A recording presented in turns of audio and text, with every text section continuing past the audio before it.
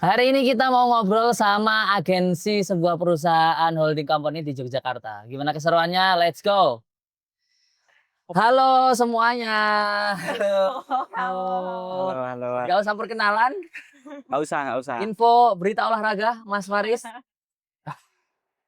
Jadi dikabarkan sebuah klub Inggris idola anak 2000-an dikabarkan akan menjadi paguyuban senam karena menuai hasil yang kurang maksimal selama 5 pertandingan ini. Oh, Arsenal.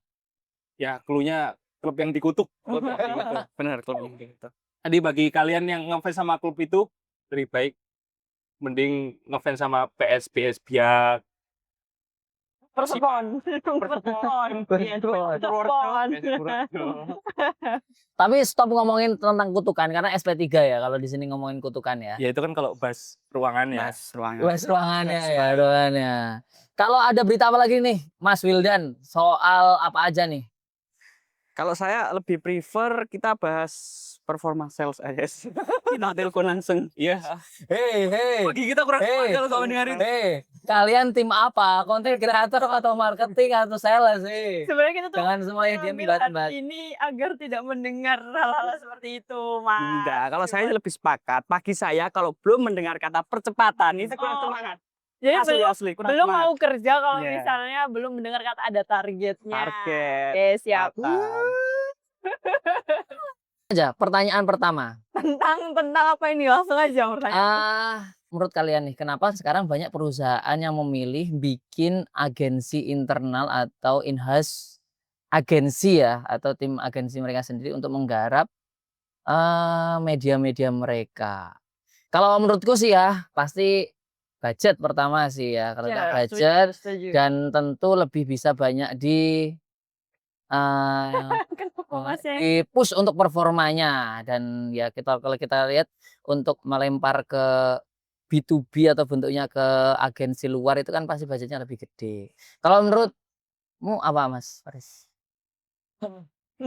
Aku tahu. Kalau misalnya dari Mas Oh. itu budget mungkin kalau misalnya aku mikirnya adalah SDM. SDM ya. Ini sebenarnya aku jadi keinget ya. Kita kalau ngomongin SDM itu sebenarnya sekarang tuh banyak banget PHK kan ya. Oh Iya. betul. Tapi aku merasa itu tuh nggak relate dengan industri kreatif ya. Oh, karena industri kreatif kayak nggak akan pernah ini mati atau gimana? Iya, maksudnya nggak relate. Ini loh kita susah nyari kerjaan, susah nyari orang, susah nyari sekarang tuh orang banyak nyari kerjaan tapi itu tuh nggak di industri kreatif itu loh. Kita tuh nyari orang yang cocok di industri kreatif itu kayak susah banget gitu loh. Kayaknya gapnya itu tuh kurang gitu loh, kebutuhan industri gitu loh. Misalnya ya kayak misalnya ya, misalnya ada orang yang masuk ke kantor, misalnya anak magang.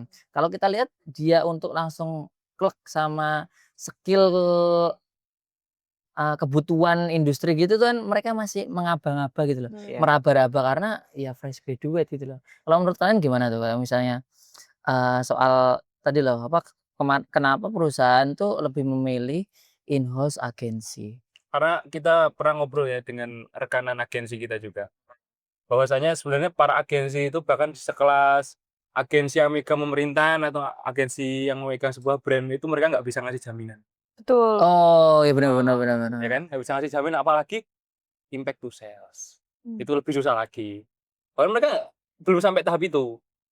Oh Kalau misalnya kreatif terus impact to sales itu ya jadi masalah dari tahun ke tahun ya. iya sih. Benar.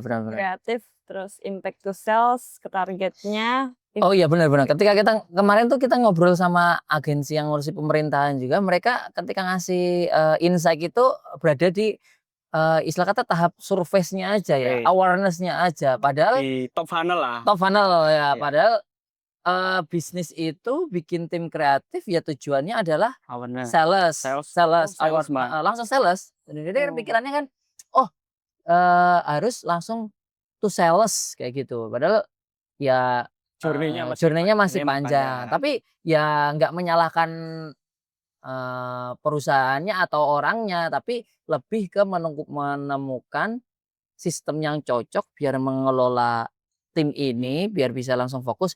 Ini loh kalau misalnya top funnel-nya itu udah ada, lanjut ke salesnya atau enggak langsung percepatan dari yang namanya awareness bisa langsung loncat ke sales Ya. walaupun nggak mungkin juga sih. Ya itu ketemu di tengah-tengahnya kan kita. Harapannya kita ketemu di tengah-tengahnya dan bisa langsung satu arah. Hmm. Harapannya. Tambahnya. Tapi di tengah banyak joki. Nah, Belok dulu kanan, belok belok ke dulu kanan, kiri. belok ke kiri. Ada yang bilang nebeng. Nebeng itu dalam artian di nanti tolong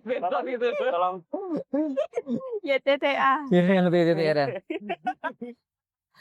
Nah, atau mungkin kita nyebutnya juga in-house agency ini sebagai kementerian kreatif ya. oh Kementerian kreatif. Jadi istilahnya perusahaan bikin in-house agency itu atau tim in-house itu biar mereka itu mikirin bukan sebagai konten kreator tapi kreatif dalam segi segala hal. sekarang. Nah, kayak misalnya kita ada tim event, pasti akan menanya, oh kalian tim kreatif ada kreatif untuk event nggak? Ya.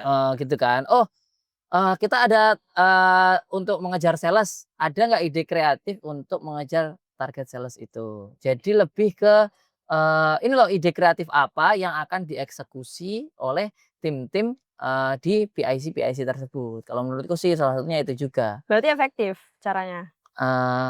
Tergantung eksekutor. tergantung Makanya kadang kan eksekusi. salah satu masalah kalau kita di perusahaan itu adalah eksekusinya kurang tajam.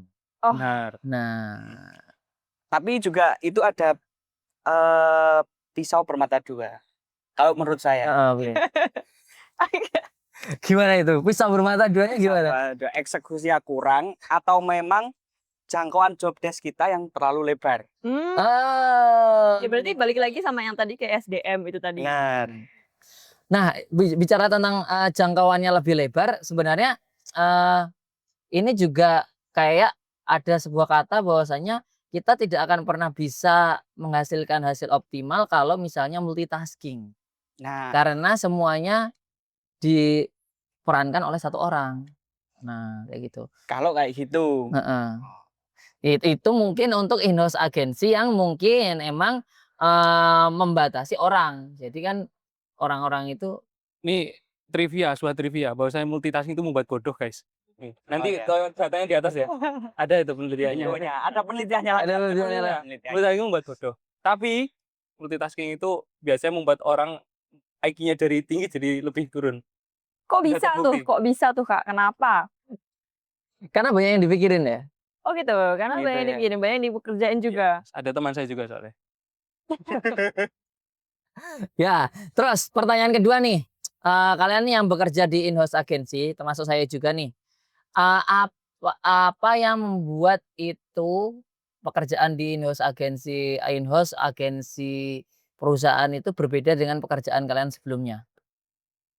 Apa yang membuat Pekerjaan di in-house In-house agency agency. sekarang itu beda, yang membuat beda. mulai dari mana dulu nih?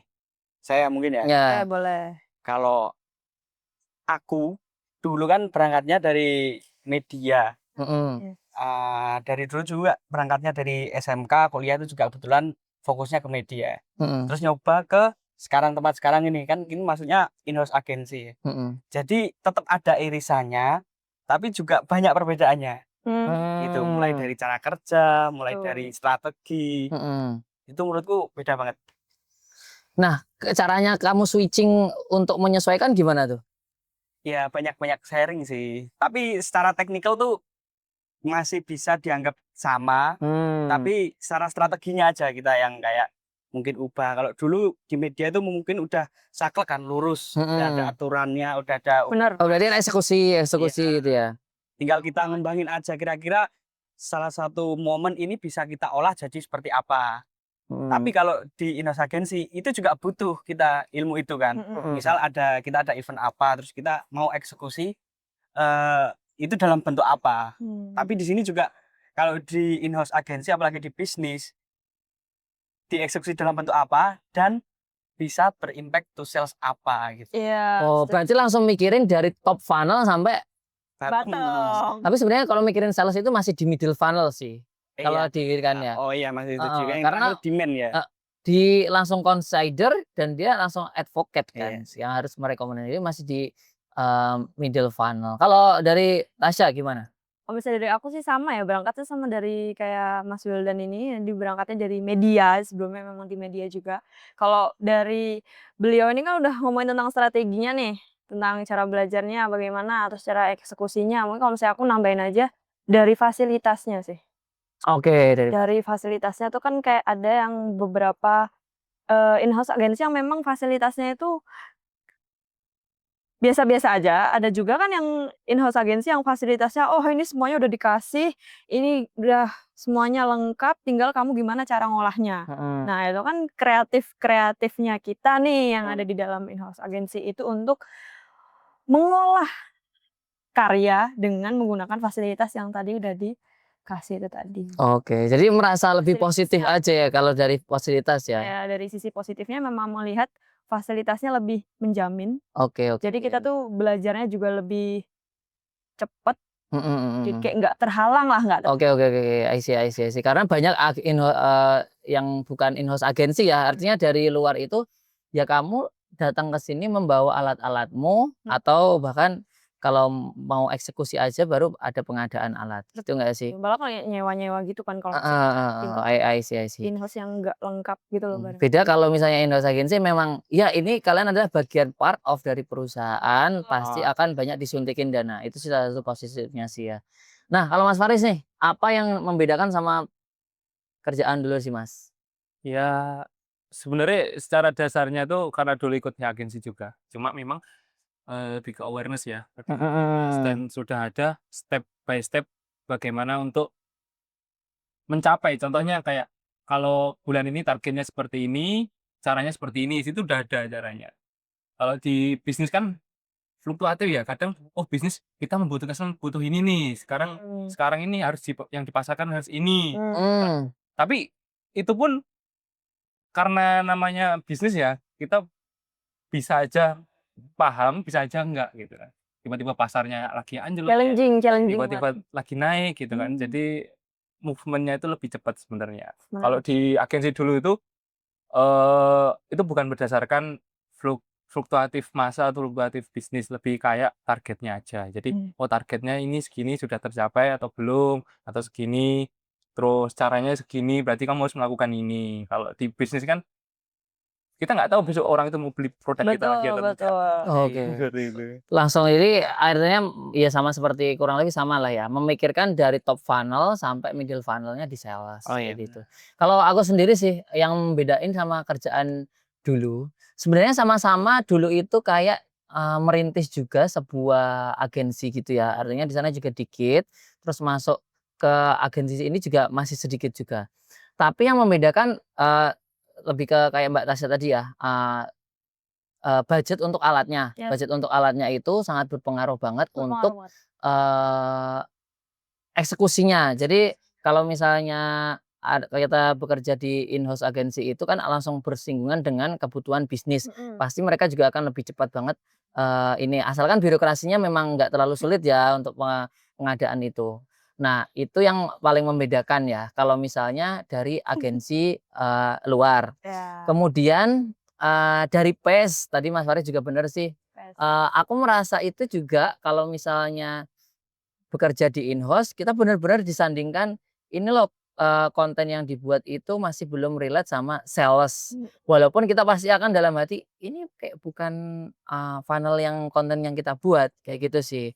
Jadi, akan berpikir keras bahwasanya, oh produksi kita itu nggak cuma untuk awareness aja, bahkan nge-split bahwasanya memaksa kita untuk jadi bukan multitasking sih, single multi, hybrid tasking aku nyebutinnya sih. hybrid Hybrid tasking, karena kadang ketika sales itu sudah lagi, grafiknya naik, kita mode single tasking. Oh, kita bikin untuk awareness. Oh iya. Tapi ketika itu down, barulah itu mulai masukkan, ide-ide dari tim sales, coba konten ini, coba konten ini, coba, percepatan di sini, coba iklan ini. Akhirnya mulailah kita pakai hybrid tasking. Oh, akhirnya bikin kontennya untuk itu, oh kontennya untuk awareness tetap dipertahankan, kontennya di-switching ke sini, ke sini. Jadi kadang, apa namanya, Itu apa, campaign itu kita nggak jadi 3 bulan, bahkan cuma seminggu, 2 minggu, 2 hari ganti. 2 hari ganti, 2 hari ganti, 2 hari ganti. 2 hari Dan ganti. nggak ada agensi seperti itu.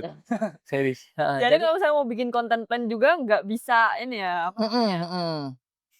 harus itu gitu. bahkan sampai di tahap itu konten plan itu seperti kayak, oh ini loh konten plan kalau misalnya sales kita nggak ada huru-hara. Oke. Nah, itu bisa jadi kayak gitu. Nah, jadi kalau teman-teman mungkin tertarik untuk join in-house agensi sebuah perusahaan, mungkin itu yang paling diperhatikan ya. Betul. Nah, jadi Di situ ya.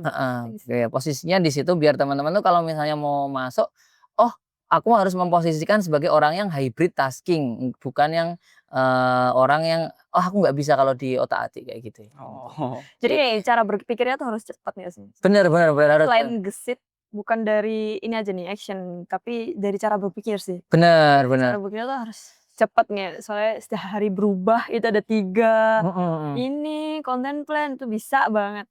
Bener. Bahkan menuntut kita bukan jadi orang yang amateur lagi ya. Kalau kata Raditya Dika kan orang yang kreatif yang amateur itu yang masih aku bekerja pakai mood. Kalau ini udah nggak pakai mood lagi, mood nggak mood kamu harus bikin itu konten ngerjain. untuk menunjang salesnya. Ah, Nah itu yang membedakan kreatif di in-house agency yang sama mungkin kreatif yang sama teman-teman pikirkan di gambaran-gambaran di sosmed, oh di agensi luar itu enak kayak gitu sih. Enjoy. Enjoy gitu. Chill. Tapi segi positifnya banyak banget kalau misalnya aku simpulin sedikit dari pertanyaan ini tuh adalah yang pertama kalau misalnya dari segi fasilitas itu pasti oke ya karena bersinggungan dengan bagian lain. Kedua kalian bekerja memang benar-benar 9 to 5 atau apa yang enggak fleksibel dalam artinya kerja 24 jam. Ya. Ya walaupun mungkin beberapa ada, tapi Ya lebih nggak sering lah. nggak sering lah, lebih 9 to 5-nya banget. Gitu sih. Itu yang mungkin salah satunya. Setuju. Gitu. Next pertanyaan ketiga. Ini baru 3 pertanyaan aja udah Panas ya? sumuk ya. Panas ya, udah merah. Nggak ada kamera ke depan, liatin. Kameramen. Oke. Oh. Apakah di in-house agensi perusahaan ada perdebatan antar departemen? Kayaknya pertanyaannya tuh udah bukan apakah lagi deh. Nah, Seberapa bukan. sering? Oh, sering Seberapa apa sering? gitu ya. mungkin ya. Seberapa sering sama solusi yang teman-teman lakukan? Yes, itu. Karena kita mencari solusi seharusnya kan, bukan ngasih tahu oh ada perdebatan atau enggak. Gak usah senyum-senyum kamu.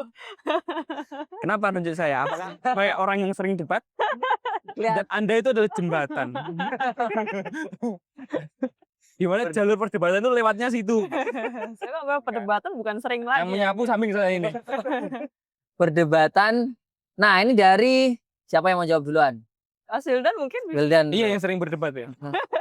Sesering apa kita berdebat? Sering apa dan solusi akhirnya yang kamu terapin? Sesering apa itu tergantung sih kalau menurutku ya. Tergantung seberapa sering orang itu di kantor malahan. Oh, malah Itu levelnya gitu. udah sampai situ. Kenapa tuh kalau misalnya sesering orang itu di kantor? Berarti debatnya sama orang-orang itu aja. Kadang tuh kayak kita sebagai orang yang media tentunya di kreatif itu biasanya memiliki idealis yang cukup tinggi ya. Oh, ambisius Setuju. terhadap Tapi- ide ya. Itu agak Dipatahkan. beda banget kalau kita kerja di in-house agency. Kita harus siap nggak siap, kita harus ngikut itu. Terus Membuang idealis. membuang idealis. Itu yang paling utama sih yang sering jadi masalah perdebatan. Ya kita juga kalau dibantah kayak gitu kita juga nggak bisa membantah lagi karena yang di lapangan tuh nyatanya seperti ini. Ya nggak? Untungnya kita nggak bisa main volley bro. Kayak masing-masing. Udah kita kena cemes ya udah diem aja. Karena kita mainnya nggak di lapangan. Nah, itu Iya. sebenarnya relate sama yang tak bilang tadi ya. Iya. Hybrid beneran ya. Hybrid. Berarti kayak kalau misalnya mereka membawa data yang ini ya it's okay. It's Itu okay, adalah iya. data dari tim yang Iya. memang berdebat. Kita profile. Jadi kita provide ya karena itu kebutuhan yang benar-benar menjadi target Iya ya, mereka. sih. Provide kebuka. lah, Dan kita juga seneng kalau memang hasil yang request beliau mereka atau beliau itu hasilnya juga bagus. Kembali kita dapat kemarin hasilnya ini Yes, bagus. dapat Oh, feedback, mudah-mudahan sih. seneng gitu. Sesimpel ngasih feedback bagus itu udah Nah itu kita udah- udah ya nggak usah dipuji tapi feedback aja ini nggak oke gitu. Alhamdulillah dikasih feedback. Atau di sounding di sebuah feedback itu forum. termasuk revisi loh. itu malah. feedback yang bagus tapi. Meskipun nggak sesuai Oh, idealis. kadang juga ada itu ya orang yang kena feedback tapi personal ya. Sering. Kurang cantik misalnya. Sering. Banyak. Banyak. Loh, kok hilang satu orang? Kok hilang? Ya, ada tambahan nggak? Kalau nggak ke Tasya nih. Next ya, next. Next. Kalau Iya. Ini yang ayo, sering. Faris. Mas Faris. Jarang berdebat. Jarang berdebat. Iya, karena Berdebat saya dalam diri. Berkutat dengan ide. Mendebatnya di dalam diri. iya, saya kalau lihat teman-teman saya yang berdebat itu saya sebenarnya juga apa ya? Kayak peace of mind. Jadi saya kayak melihat sebuah kerumunan di depan saya gitu kan. Kalau saya nyemplung saya juga bonyok. Jadi biasanya saya ya udah nggak apa-apa gitu kan. Tapi ya namanya juga keluh kesah di agensi ya. Namanya perdebatan itu pasti ada lah. Lihat. Walaupun masih jadi ide loh, belum apa-apain itu. Nah, Iya. itu perdebatan. Masih ide ya Apalagi dari kalau udah keluar ya kan, udah keluar itu akan ada impact yang lain selain berdebat. Mungkin kayak feedbacknya yang kurang Feedback, tadi. Oh kurang. ternyata kurang ya ternyata gitu kan. Ya, Jadi, tapi kan yang dilihat tetap di hasilnya. hasil. tetap hasil. Iya, Ya kalau semuanya hasilnya based on result lah. Iya kalau hasilnya bagus ya alhamdulillah. Why not gitu kan? Kita juga sukarela aja buat bantunya gitu. Kalau Tasya? Omonganku adalah setelah belajar dari sejauh ini, setelah belajar, kita harus mengesampingkan ini sih, idealismenya itu Ya, tadi. itu Benar. utama banget sih. Itu sih, karena orang kreatif itu mungkin memang yang unggul, itu kan idealismenya tuh kan. Visiusnya terhadap karyanya dia sendiri. Cuman untuk masalah ini, kita tuh nggak bisa mikir, wah harus kayak gini. Enggak, kayak lebih memang bersikap sebagai provider aja. Iya, ya kita posisinya sebagai itu kan. Nggak bisa menjalankan idealismenya. Jadi ya mau nggak mau ya berjalannya. Percaya Jalannya ikut. Ya, gitu. itu kalau dari Tasya kayak gitu. Kalau dari aku, tadi pertanyaannya apa sih? Kalau saya yang nanya nih, kalau saya yang nanya gitu kan. Kita nggak akhirnya kita nyamikan ke idealis kita. Terus ruang kreasi kita di mana, Mas? Nah, Itu ya. Nah, dulu aku berpikir itu untuk jadi provider aja itu salah satu kata paling aman sih ya. Jadi ini loh tim kreatif itu jadi ujung tombak, tapi ujung tombak itu pasti akan sakit terus karena emang yang kena tumpul. papasannya ya, Ya, sasaran. sasarannya kayak gitu. Kemudian soal tentang idealisme, kemudian kreativitas, industri kreatif itu pasti ada idealisme yang besar banget. Itu juga kita ngerasain semuanya dan kita nggak bisa membantah. Ini loh ide yang benar-benar it's pasti work, it's ini loh ide yang kreatif yang harus bisa. Tapi ketika itu dibantahkan dengan data yang dirasakan subjektivitas lah, aku nyebutnya bukan data sih kalau di sini itu ya, nyebutnya sebagai pandangan subjektivitas. Karena bisa jadi itu adalah pandangan dari satu orang untuk bagian ini. Kemudian bagian ini tuh menganggap oh ini tuh rata-rata kayak gini. Akhirnya pandangan itu jadi pandangan subjektivitas keseluruhan. Terus akhirnya jadi sebuah keputusan.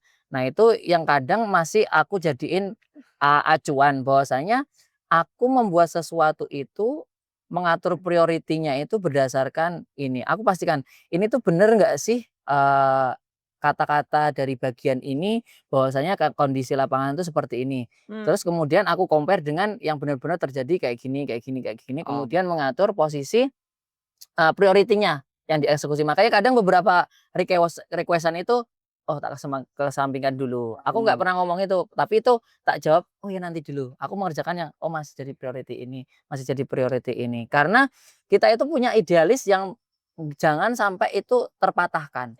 Idealisme itu tetap kalian sembunyikan aja sebagai sosok manusiawi sih. Kalau menurutku kayak gitu. Maksudnya aku punya idealisme yang nggak mau aku patahkan karena itu akan membawa ke jiwa kita lah istilahnya. Nanti kalau lama-lama idealisku terpatahkan terus akhirnya ngikut ke kebiasaan kita, jadi orang yang menurut dan lain-lain. Aku lebih ngomong to be yes man but no. To be yes man but no. Oh ya, oke. Padahal itu aku sedang ngatur priority itu. Oh ini nanti, Jawab aja, oh ya itu nanti ya, itu ya nanti ya. Oh ini setelah ini deh, ini. Padahal itu adalah priority yang aku susun beberapa kali kayak gitu. Karena kadang sesuatu yang kalau kita yes man semuanya, kita tampung semuanya, ya kita harus menampung itu karena sebagai ujung mata tombak ya, Iya, yang iya. menentukan gitu. Mau nggak mau sebuah perusahaan yang memiliki agensi internal kreatif itu butuh banget ide kreatif yang terus tumbuh. Kalau kita menematahkan idealisme kita, ya udah nggak akan tumbuh lagi gitu loh. Iya sih. Kadang orang yang memaksa kita, ayo ada ide kreatif nggak? Itu sebenarnya kayak menumpulkan pohon kita gitu loh. Iya juga, Iya kan? betul. Jadi kayak, ayo lo ide kreatif mana? Ide kreatif mana? Ya Sebenarnya kita akan mengeluarkan idealisme itu ketika kita memang berhadapan dengan orang yang tepat sih, Mas. benar. Jadi kayak kita tuh memang nggak bisa mengesampingkan idealisme secara 100% nggak bisa, karena mungkin hanya pada beberapa orang saja Heeh. itu kita bisa mengesampingkan idealisme. Tapi kalau misalnya kita sama orang ini, kita harus bisa mengedepankan idealisme. Jadi kayak mungkin tergantung orang yang kita hadapi aja kali. Benar. Klien ya, Kliennya, ya kita nganggaplah mereka itu Tergantung klien. siapa kliennya. Mm-mm. Ada juga kan klien yang memang dia tuh tidak paham dengan industri kreatif itu seperti apa, terus kayak acuannya apa, terus ada juga orang yang memang dia tuh paham. Jadi kalau misalnya melihat, loh kok aku nggak melihat kreativitas di situ gitu ya, mungkin itulah challenge kita. Iya benar. Ya tapi wajar gak sih kayak gitu Kak? Apalagi kalau kita di in-house agency. Heeh. Ya mereka memprovide kita, mereka juga punya hak buat Menagih. dorong kita dan Iya nagih mendorong kita gitu. Jadi ayolah teman-teman kita sama-sama maju gitu. Nah. Ya is okay aja sebenarnya ya. Itu yang aku rasain ketika kita benar-benar udah stuck ya. Kita pasti manusiawi lah stuck, nggak ada ide, nggak mood, itu pasti stuck. Terus kalau solusiku adalah aku akan switching dari menghasilkan ide adalah ke eksekusi yang biasa-biasa saja. Setuju. Kadang itu yang Benar-benar. jadi Setuju. pelarian yang ya sebenarnya yang dibutuhkan bisa jadi ya kebanyakan feedback dari bagian lain yang kadang itu jadi pertengkaran atau perdebatan itu adalah yang dibutuhkan bukan ide tapi eksekusinya. Hasil ya. Dan mereka mau mendorong maksud kata ayo ada ide kreatif nggak, itu maksudnya tuh ngomong ayo iki dieksekusi. Sebenarnya tuh kayak gitu ya jawabannya kalau kita lihat seharusnya tuh kayak gitu.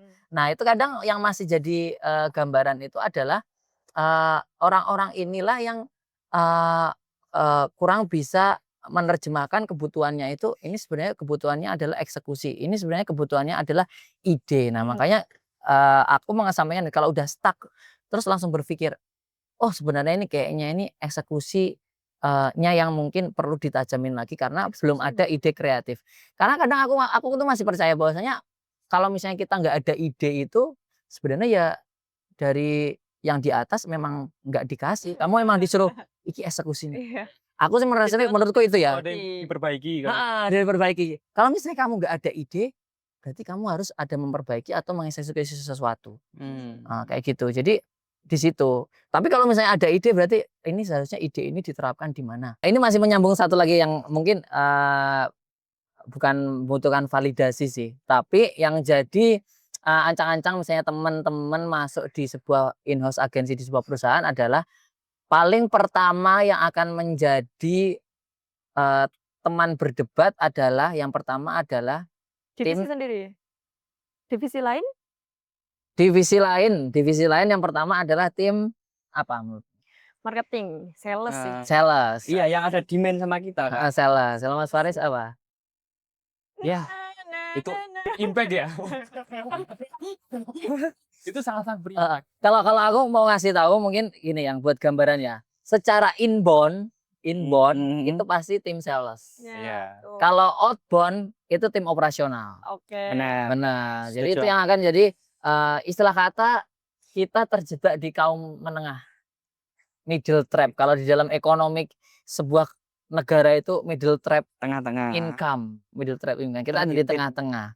Ketika dihimpit dari atas, kita mau meminta tim operasional untuk eksekusi hal-hal yang lainnya, kita jadi terhambat karena operasional itu kadang membutuhkan waktu yang lebih lama dan lain-lain. Ketika kita pengen eksekusi, kita seperti melanggar birokrasi yang ada, kemudian sistem yang ada. Mungkin itu yang jadi salah satu bottleneck ya. Tapi positifnya adalah kita yang pertama tidak bekerja sendirian secara sistem. Iya. Itu. Jadi ada tim yang benar-benar kalau kita bisa ngerangkul, kolaborasi itu bisa jadi kekuatan banget bagus. ya. Istilahnya kita di middle tapi kita sebenarnya ujung tombak kayak gitu sih. Tuh, begitu ya. Middle tapi ujung tombak. Middle tapi ujung tombak. Ya, kayak misalnya negara sekarang yang jadi penongkong adalah UMKM. UMKM itu juga antara suffer dan nggak suffer kan. Ada yang UMKM yang mau bangkrut, ada yang sekarang mau menanjak naik. Sebenarnya mereka ada di tengah-tengah. Ngomong masalah UMKM itu mungkin jadi pertimbangan kenapa Kementerian Keuangan menurunkan 200T itu kan. Benar, Iya. benar. Artinya untuk mengocorkan kredit Masuk. disalurkan ke UMKM. Pak. eh, UMKM. UMKM. Kita termasuk yang mendukung kok Pak Purbaya ya. Soalnya isinya kita Gen Z semua. Keren itu clippersnya Pak Purbaya ada di mana-mana. Iya. Dan itu nggak dibayar Setuju. pastinya. Heeh. Itu keren banget. Nah, itu aku jadi ingat juga yang kemarin kita ngobrol sama agensi perusahaan kan. Agensi pemerintahan. Pemerintah Agensi pemerintahan itu dituntut untuk meninggikan sebuah profile. sebuah profil ini divisi pemerintahannya. Institusi. Dan itu akan terbantu banget kalau ada sosok yang Bisa bisa maju. mewakili. Misalnya kemarin itu dari PUPR Ya, ada ya. Pak Das. Ya. Sekarang pasti Kementerian Keuangan itu agensinya tuh tertawa senang. Kita enak banget. Jangan-jangan sama agensinya. Kita harus cross check tuh kayaknya. Kita harus cek, kita ulang. Sekarang Nanti kita Kementerian silaturahmi Keuangan lagi. enak banget. Sudah ada Seru Pak banget ya, Purbaya, udah Iya. Pak Mulyo. Uang 200 T nongkrong. Yang masih PR Kom Diki deh kayaknya. Kamu Diki ya Mas Ipen? Kemarin habis keluarin statement baru kan, bahasanya Saya nggak berani soalnya saya lulusan Komdiki. Ada dua yang paling enak. Tiga. Pertama Kementerian Keuangan. Kedua ESDM karena ada Pak Bahlil. oh wow. Walaupun secara metrik mungkin kurang. Eh, Tapi kalau misalnya menurut kita Komdiki ya nggak ada sosok kan. Mereka tuh bingung mau menyerang siapa. Ya mana yang kementerian. benar sih. Dan ketika istilah kata ada negatif branding sama positif branding. Oh, yang negatif biar Sebenarnya itu juga menaikkan kan. Oh, Oh. ternyata di Indonesia ada Kementerian ESDM. Nah, di Indonesia tuh Nah, juga kan tapi suka negatif. Brandingnya itu Iya. mungkin agensinya memilih negatif branding. enggak, tapi kan Negatif branding itu lebih sering dikonsumsi dan Iya. gampang tapi dikonsumsi. kan tujuan pemerintah untuk nge-hire agensi kan biar positif. tapi pelaku negatif branding kan pemerintah itu lebih banyak, Bro. Gitu. Bakal percaya. Tanya 500 wakil rakyat di dalam. DPR mana yang tidak konten, Bro? Iya. Ada anggarannya, Bro. Bro, Ada anggaran konten buat konten. jadi kerusuhan. Hati-hati ketika Impact dibungkam. sebuah konten itu luar biasa itu pada akhirnya kan. Bisa sales, namanya Iya. kerusuhan, Bersuan. ya kan? Hashtag Indonesia gelap, hashtag dan lain-lain gitu. Malah ada campaign-campaign tersendiri ya.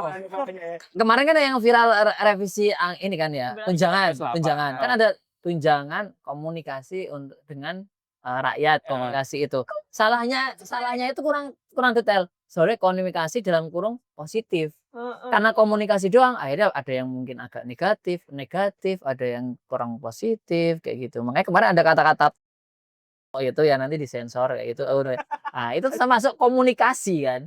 Untuk mengeluarkan Komunikasi, statement itu itu walaupun Iron Man-nya hilang akhirnya. Ya kita nanti akan nanya ke agensi sebelah deh coba. Apakah mereka yang menggarap selama ini? Iya gitu. Oke, next pertanyaan. Ini melebar banget. Lenceng ya. Lenceng banget nih. Lenceng. Bro, ini ya. seru. Ini yang dicari. Nah, ini sama kayak tadi.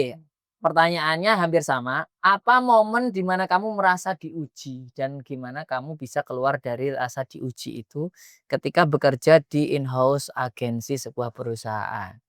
Merasakan diuji dan cara keluarnya. Dari aku ya, kalau dari aku ya.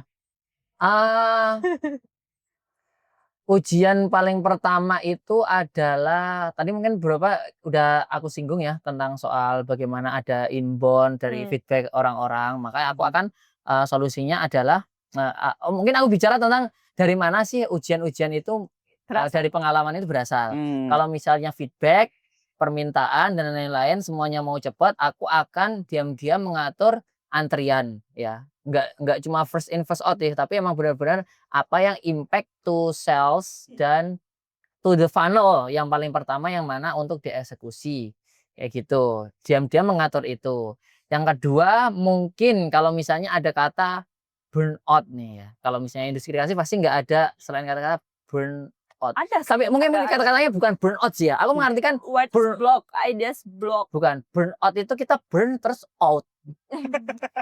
Aku mengatakan burn in ya, karena orangnya masih di sini nggak out. Sebenarnya nggak ke in out-nya malah kayak burn aja. Iya burn aja, aja. burn aja, masih burn in. Jadi masih bukan burn out. Kalau misalnya merasa burn, kalau aku mungkin nggak mungkin sih. Yang aku rasakan ya kalau misalnya burn adalah cuma satu aja sih, tidur kalau. Ya Oh itu wow.